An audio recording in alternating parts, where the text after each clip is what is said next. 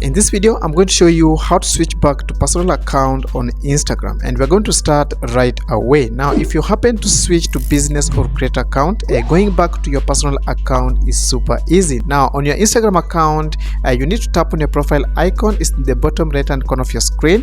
Then you'll be taken to your profile page. Now, once you're here, just tap on these three horizontal lines in the top right hand corner of your screen. Then next, under settings and activities, scroll down to the section labeled for professionals. It's right here. Then you need to tap on business tools and control. Next, under business screen, come down here and tap on switch account type. Then from this pop-up options, tap on switch to personal account.